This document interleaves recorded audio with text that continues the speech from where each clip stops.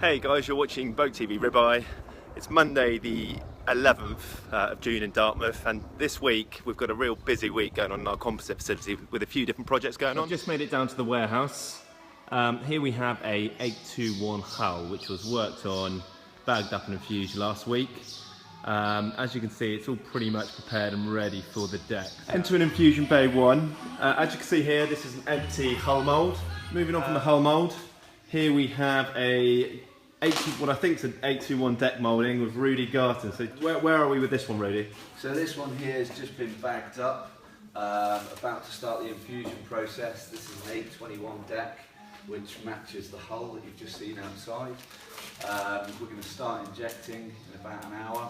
Probably take about an hour for it to infuse. Okay. And then it'll be ready to cure and pop out tomorrow. Okay, well, we'll come back. Just pop back down to the composite facility. Before we head in to see the deck being infused, here we have a 677 that's just come out of the factory. As you can see, looking closely, here we have the foam core laminates. There's no wood in the hull construction or deck construction whatsoever.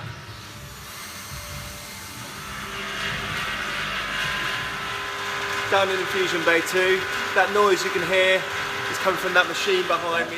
But essentially you've got a vacuum pump here, which is then running through these vac pipes into a catch pot. That's to stop any ingress of resin into the actual pump. Then from there, you've got these vac lines that lead out into the perimeter vacuum line of the infused article. How long does this normally last for? So the infusion process in itself, the injection of the resin is actually quite quick because we directly inject the resin. So it will infuse from an empty shell to a full shell of resin in about an hour and a half. Then we've got about a 4-hour cure time, and then we leave it in the mould for as long as possible, 2-3 days, just to allow for a better surface finish and allow the product to completely cure.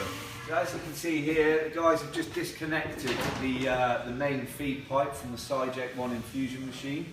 That's all capped off now, so the boat is full of resin, and we'll leave this to cure. Oh, don't listen to him, Dom.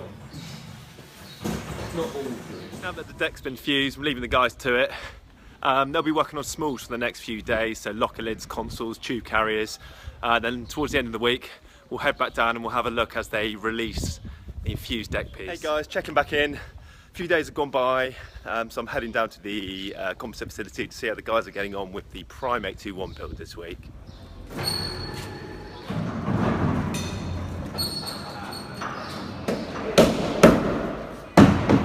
We build them strong.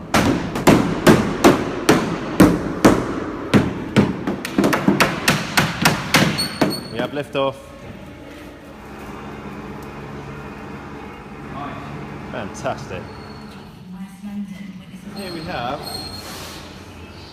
a deck piece for a PRIME EIGHT21. Looking good, Trev? Oh, the boat, sorry. Okay, I've just got back up to my office and I've left the guys to it.